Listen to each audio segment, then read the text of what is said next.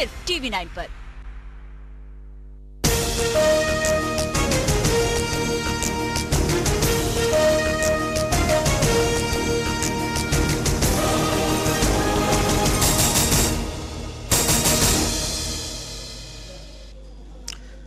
जुहू कोलीवाड़ा में हो रहे मैंग्रोव्स के कत्ल की खबर सबसे पहले TV9 ने ही दिखाई थी, लेकिन मैंग्रोव्स के कत्ल के खुलासे के बाद भी प्रशासन बेखबर रहा और पुलिस ने भी कोई कार्रवाई नहीं की।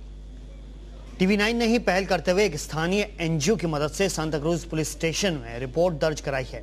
जुहू कोलीवाड़ा के भैयावाड़ी इलाके में अब मैंग्रोव्स में आग लगा दी गई है। TV9 ने कुछ दिन पहले ही दिखाया था कि इस इलाके में भूमाफिया सक्रिय है। ये भूमाफिया मैंग्रोव्स को जमींदोज करके जमीन बेचने का धंधा कर रहे हैं। इस काम में भूमाफिया का साथ कई रसूखदार लोग भी दे रहे हैं और इसमें कुछ अधिकारी भी शामिल है, लेकिन इस खबर के दिखाए जाने के बाद भी प्रशासन के कानों पर जूं तक नहीं रहेंगी। यहां तक कि पुलिस ने भी कोई मामला दर्ज नहीं किया, जिसके चलते भूमाफियाओं के हौसले अब बुलंद हो गए हैं। भूमाफियाओं ने इस इलाके में मौजूद मैंग्रोव्स के सबूत मिटाने के लिए मैंग्रोव्स में ही आग लगाने की कोशिश तक कर डाली। मैंग्रोव्स पर आग लगाए जाने के निशान साफ तौर पर देखे जा सकते हैं। मैंग्रोव्स के कत्ल से बेखबर प्रशासन और पुलिस को यह खबर TV9 की टीम ने दी, तब कहीं जाकर पुलिस ने NC रजिस्टर किया है। पुलिस की टीम ने मौके पर पहुंचकर मैंग्रोव्स की बर्बादी का नजारा भी देखा, लेकिन क्या मैंग्रोव्स के कातिलों को उनके किए की सजा मिल सकेगी, और अगर ऐसा होगा तो कब होगा?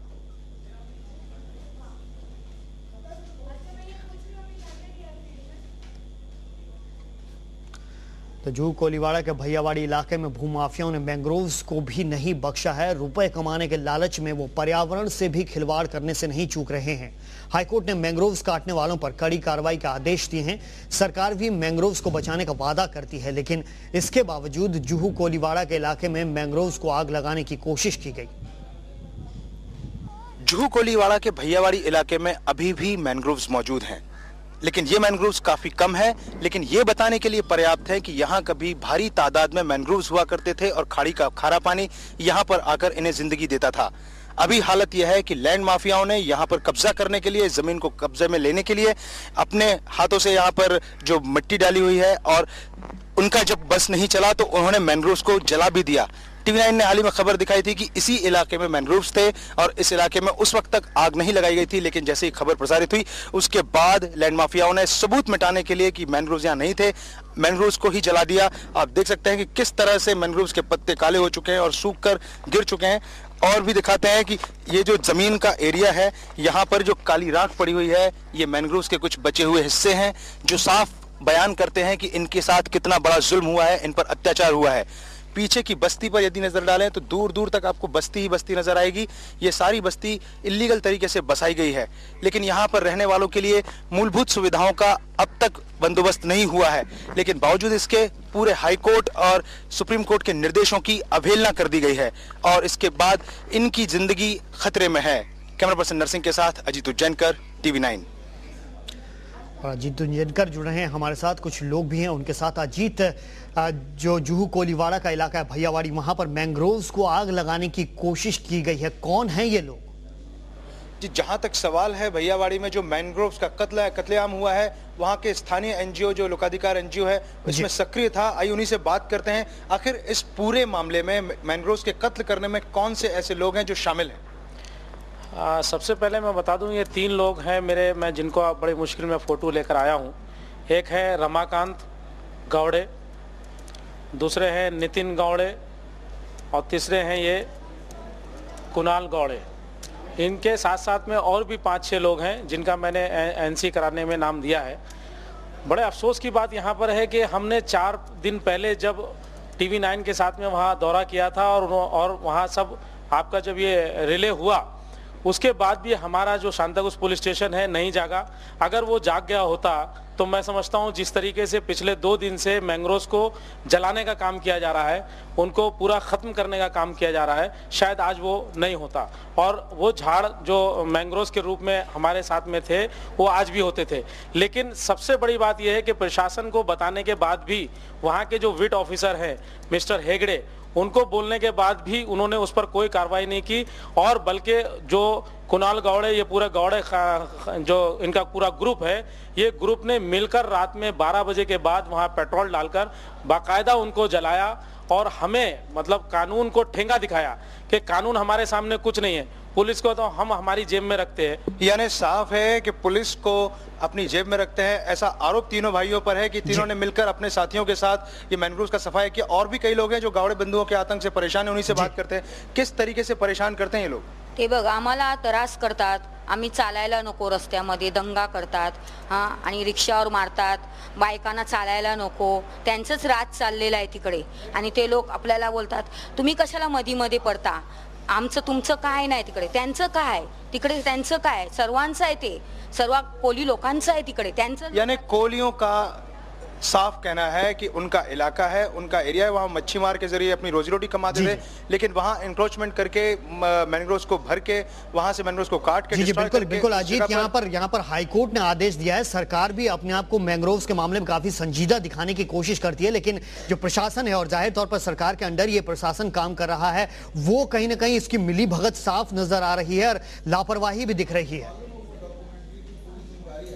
जो और भी लोग हैं उनसे भी बात करते हैं, आखिर किस तरीके की दिक्कतों का सामना उनको अभी भी करना पड़ रहा है, शिकायत करने के बाद भी उन्हें किस तरीके की दिक्कतों का सामना करना पड़ रहा है, अब तक क्या फेस किया और क्या दिक्कतों का सामना आपको करना पड़ रहा है? दिक्कतों के सामना तो इतना करने पड़ रहा है कि हमारा जहाँ पर मेरा घर है वो सामने सटा हुआ मैंग्रोव्स का पूरा खाड़ी था, जिसमें कम से कम 5 फीट 6 फीट पानी भरा रहता था। उसको राताराती 6 महीने के अंदर में पूरा जंगल था, जिसमें दिन में भी आदमी डरता था उसके अंदर जाने के लिए। उसको नितिन गावड़े, कुणाल गावड़े और ये रमाकांत गावड़े ने राताराती 100 डंपर 150 डंपर डालता था, रात को डाल करके काटता था और उसको ऊपर भरनी करता था।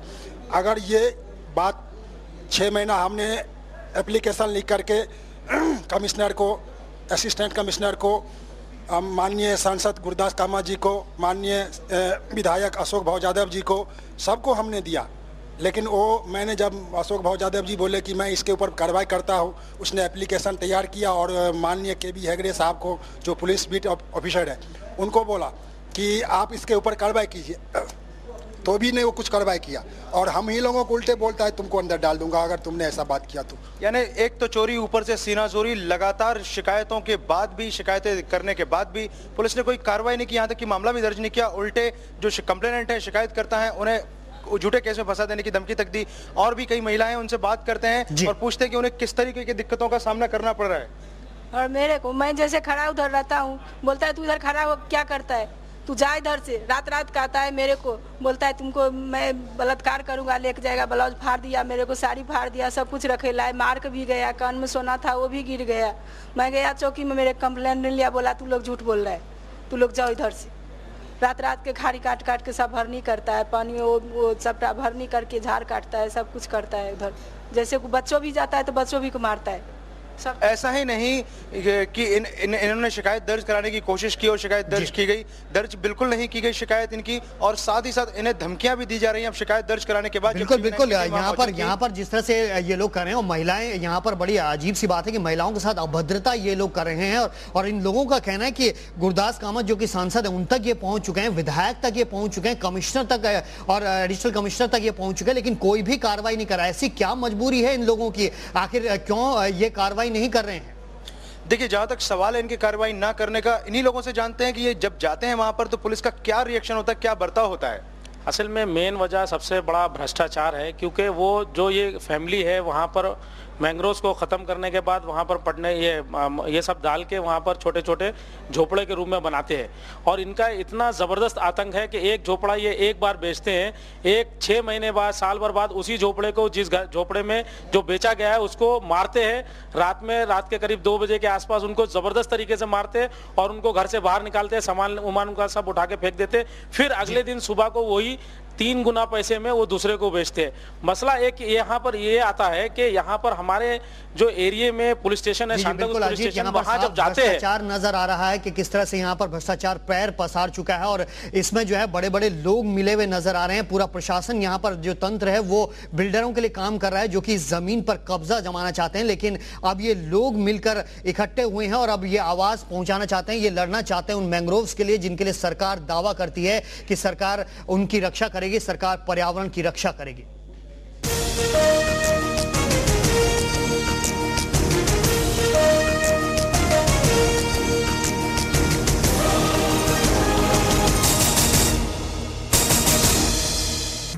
जब घर में पड़ा है सोना तब का है corona.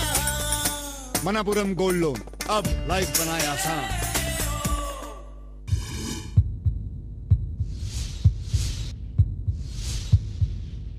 Jupiter Hospital Thane wishes you a healthy heart. Ayodhya 2030 क्या है फॉर्मूला? रात 8 बजे TV9 पर। 4 दिनों से यह शख्स बीमारी से तड़प रहा था। अगर उसको मदद नहीं मिली तो उसकी जान जा सकती है। TV9 रिपोर्टर ने अस्पताल पहुंचाया। इसकी जान बच सकती थी अगर कोई पहले ही अस्पताल ले जाता। इस सड़क से हजारों गाड़ियां गुजरती हैं हर रोज। ये किस तरह के समाज में जी रहे हैं हम लोग।